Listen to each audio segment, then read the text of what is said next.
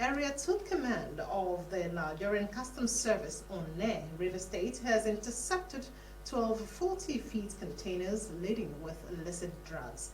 Conducting journalists around the seized containers, the area controller of the command, Mohammed Babandede, said the duty paid value of the containers is over 20 billion naira. Justice Ihun was on that entourage. Area Controller Babandede said items in the container include over 1.7 million cough syrup codeine, 510,000 tablets of really extra diclofenac, and over 7,000 Royal Apple Tramadol and Tramaking. Other items include 3,000 pieces of sanitary wares fittings and 840 pieces of chili cutter, both used for concealment, and 153 cartons of TVC rubbers. He said the latest seizure underscores the passion and diligence of officers and men of the command in ensuring that illicit drugs and other harmful goods do not enter the country. Businessman is always looking for an opportunity to make money, especially those that are into this kind of trade. We call them merchant of death. Maybe in their own thinking, One will be an easy way for them to get away. And unfortunately, it turns out to be negative. And that is why we are recording this. They made the mistake, made the order, shipped the consignment, and we are ready for them. We intercepted all this consignment. The area controller said the command seized a total of 76 containers this year, comprising arms, ammunition, illicit medicine, vegetable oil, footwears, donkey skin, used clothes, among others, worth over 150 billion naira. According to him, the command surpassed its revenue target of 618 billion naira by 16 billion naira. On illicit medicine, we recorded about 60 containers, and it's colossal. When you look at the figure and the amount, it's really colossal. So maybe that's their anticipation and they got it wrong. Meanwhile, the wife of the area controller has distributed food items to orphans and widows as part of the Yuletide celebration. Today I am glad to represent our president, Mrs. Ikelomo Adeyemi. At this end of the year, Kowa Outreach, by whose approval will be presenting palliatives and empowering some widows, few of our members, and presenting some items to the orphanage. I want to use this opportunity to formally on behalf of all the Kowa members of the chapter to appreciate our president, Mrs. Ikelomo Adeyemi, for her unwavering support and sincere commitment to the cause of Custom Officers Wives Association. Justice Ihun, RSTV News.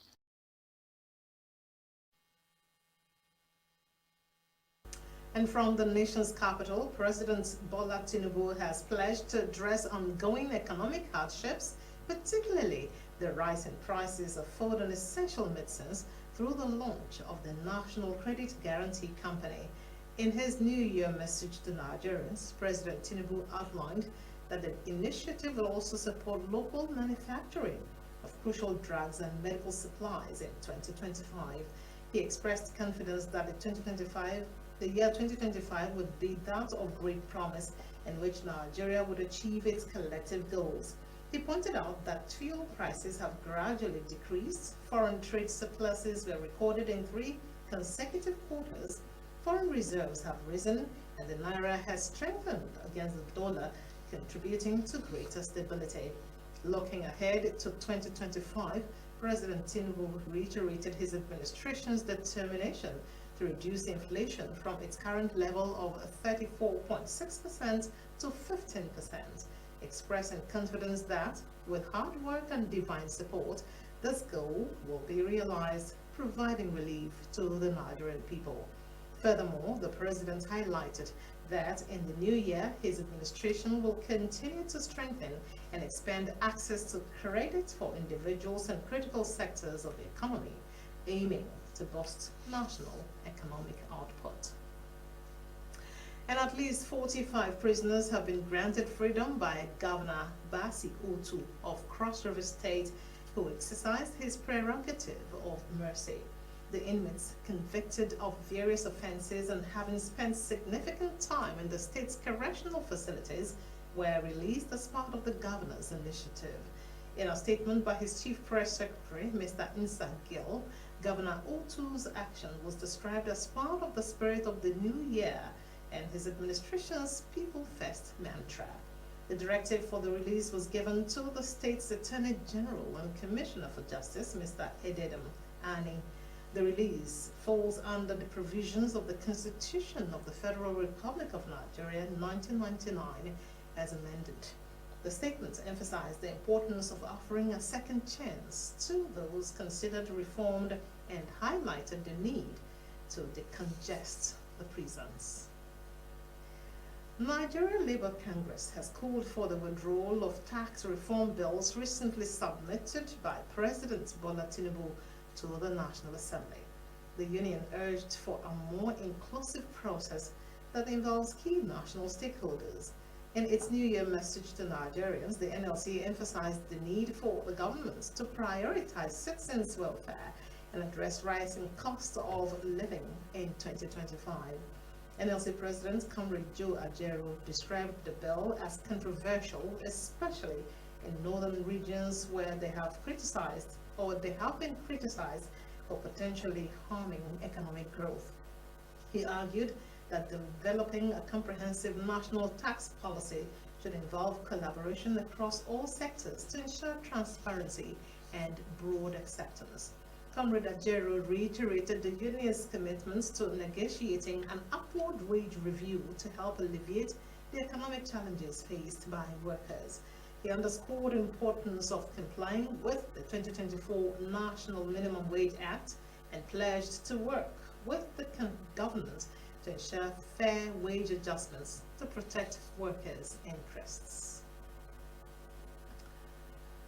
To the foreign scene now, South Korea's investigators probing the tragic Jeju air crash that killed 179 people have announced plans to send one of the retrieved black boxes to the United States for further analysis. Both South Korean and U.S. investigators, including representatives from Boeing, have been thoroughly examining the crash site in southwestern Muan. South Korea's Deputy Minister for Civil Aviation, Jo Jong-wan, revealed that the flight data recorder was too damaged for data recovery domestically and that it would be sent to the U.S. for analysis with the collaboration of the U.S. National Transportation Safety Board. Ju confirmed that both black boxes were retrieved from the wreckage with initial data extraction already completed on the cockpit voice recorder. This preliminary data will now be converted into audio format so investigators can review the pilot's final communications.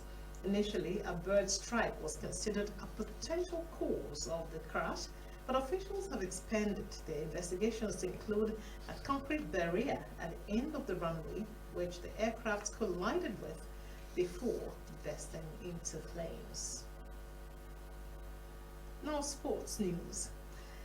Nigeria Basketball Federation has officially commenced preparations for their final and crucial qualifying window for the 2025 Men's Afro-Basket Championship, which will take place next month. Nigeria needs to secure at least 2 victories from the 3 games they have been scheduled to play, while hoping that Uganda falters in its remaining matches.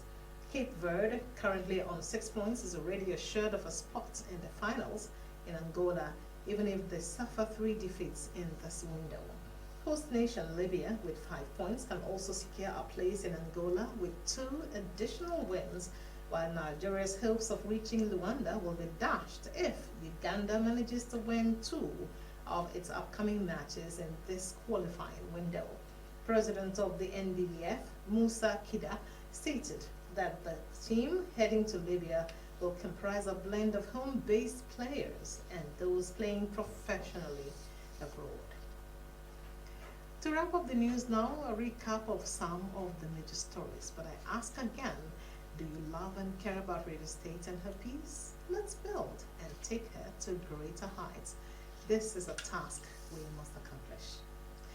Now, Governor Siminala Ifobara of Rivers State has expressed solid faith in the ability of God to crush self-styled enemies of the state and their cohorts.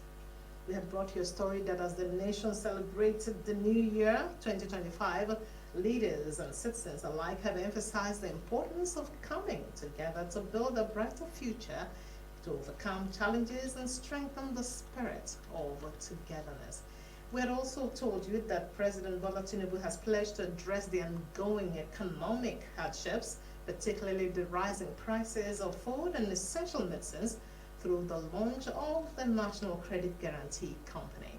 And that's it from the News Desk for tonight. Happy New Year again. Enjoy the rest of the evening.